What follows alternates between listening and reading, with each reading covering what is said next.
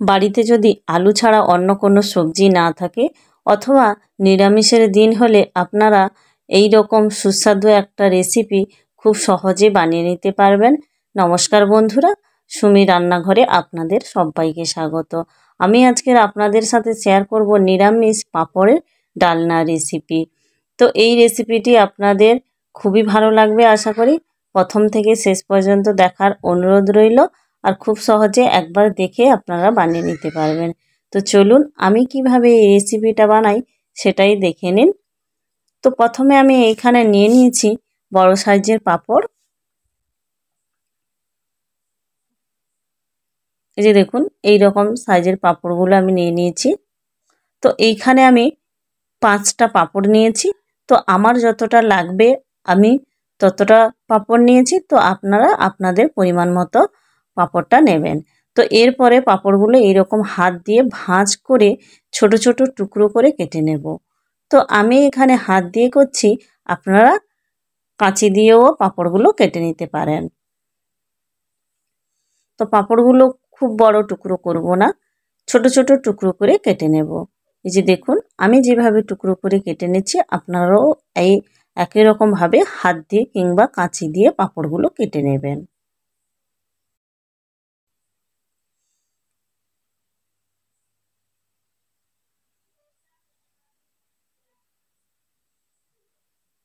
তো এইভাবে দেখুন, আপনারা দেখে নিশ্চয়ই বুঝতে পেরেছেন। এইভাবে ছোট ছোট টুকরো করে সবগুলো পাঁপড় কেটে নেব আমি।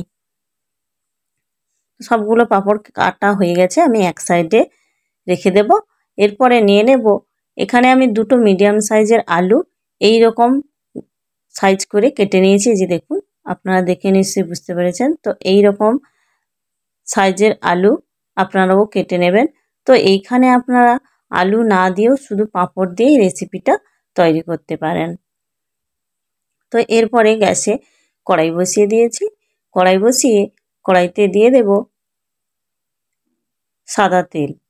তো এরপরে গ্যাসটা অন করে দেব। অন করে তেলটা খুব ভালোভাবে গরম করে নেব। তো তেলটা খুব ভালোভাবে গরম হয়ে গেছে। এরপরে আমি কেটে রাখা পাঁপড়গুলো দিয়ে দেব। তো এইভাবে অল্প অল্প করে পাঁপড় দিয়ে সবগুলো পাঁপড় আমি এইরকম হালকা লাল করে ভেজে নেব। তো খুব বেশি ভাজবো না, এরকম হালকা লাল হয়ে আসবে সেই অবস্থাতে পাঁপড়গুলো তেল থেকে তুলে নেব। তো এইভাবে দেখুন একে একে সবগুলো পাঁপড় এইরকম একই পদ্ধতিতে আমি ভেজে নেব। তো এখানে গ্যাসের আঁচটা লো টু মিডিয়ামে রাখবো। তো এই যে দেখুন সবগুলো পাঁপড় এইরকম ভেজে আমি একটা প্লেটে নিয়ে নিয়েছি। পাঁপড়গুলো দেখতে কতটা লোভনীয় হয়েছে দেখুন বন্ধুরা। তো এরপরে ওই তেলে দিয়ে দেব কেটে রাখা আলু। তো আলুগুলো দিয়ে নাড়াচাড়া করে নেব। তো তেলের সাথে আলুগুলো ভালোভাবে মিশিয়ে নেব। মেশানো হয়ে গেলে এখানে অ্যাড করে দেব হাফ চামচ লবণ। তো এখানে হলুদ দেব না, লবণ দিয়ে আলুগুলো ঢাকা দিয়ে দিয়ে ভেজে নেব লাল করে।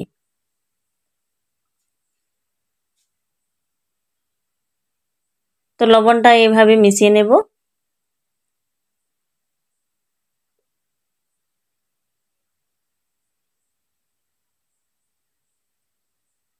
মেশানো হয়ে গেলে এখানে 2 মিনিট মতো ঢাকা চাপা দিয়ে দেব।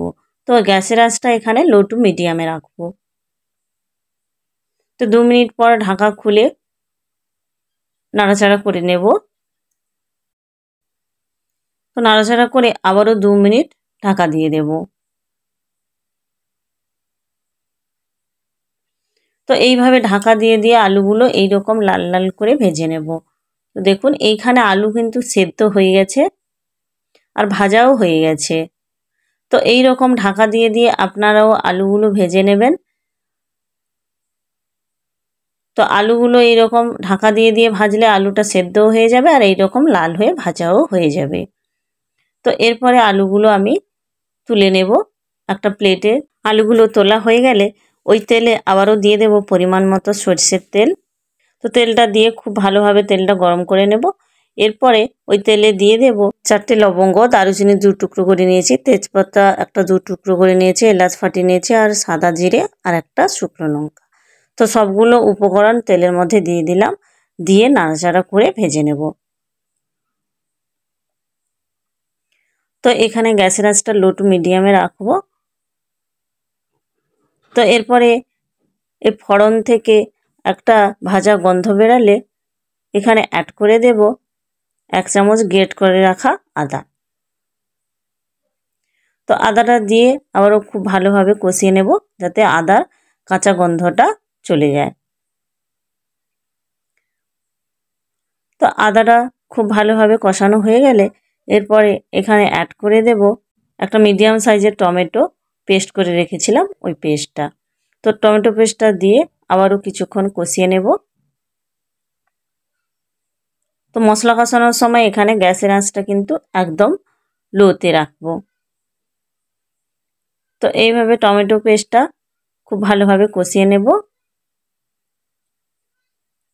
টমেটো পেস্টটা কষানো হয়ে গেলে এখানে অ্যাড করে দেব 1/2 চামচ হলুদের গুঁড়ো আর দেব 1/2 চামচ লাল লঙ্কার গুঁড়ো। তো গুঁড়ো মশলাগুলো দিয়ে আবারও কিছুক্ষণ কষিয়ে নেব।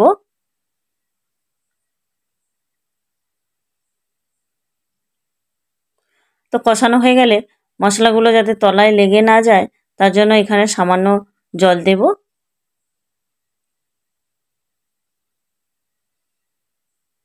তো জলটা দিয়ে আবার খুব ভালোভাবে এভাবে মিশিয়ে নেব।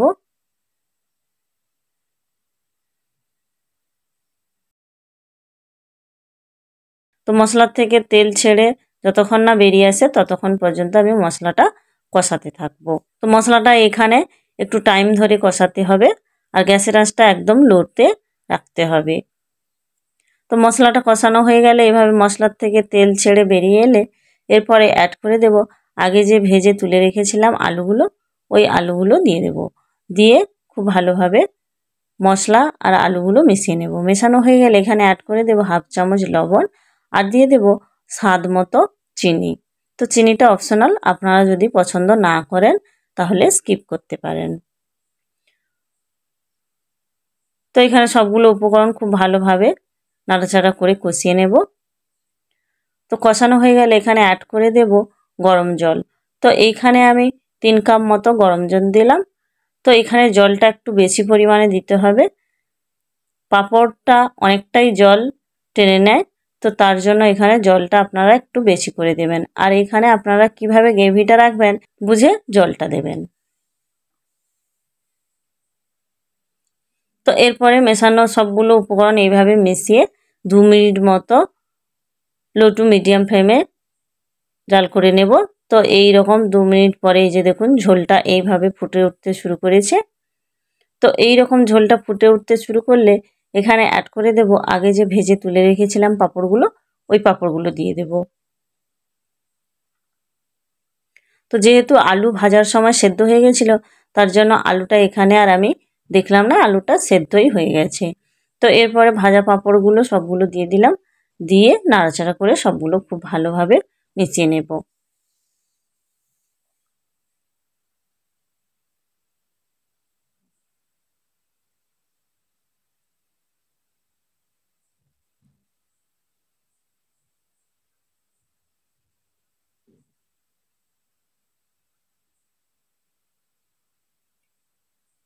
এইভাবে সবগুলো উপকরণ মিশিয়ে নিতে হবে।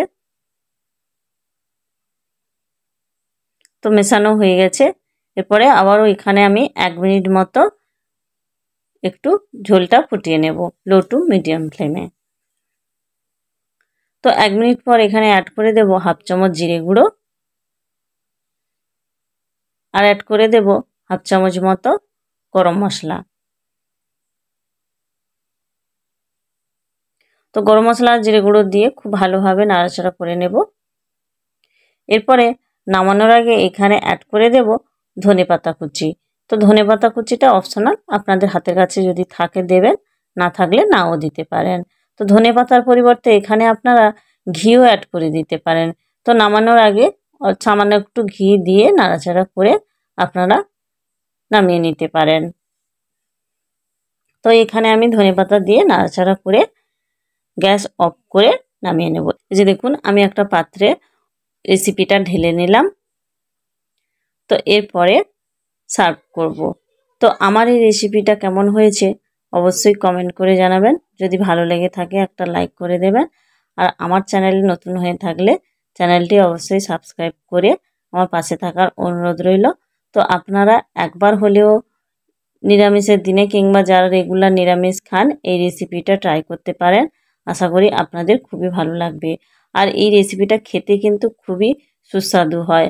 আর এই রেসিপিটা দেখে যতটা সুন্দর লেগেছে তার থেকে খেতেও কিন্তু খুব টেস্টি হয়। তো আজকের এই পর্যন্ত, দেখা হবে আবারও একটা নতুন রেসিপিতে। ভালো থাকবেন, সুস্থ থাকবেন, নমস্কার।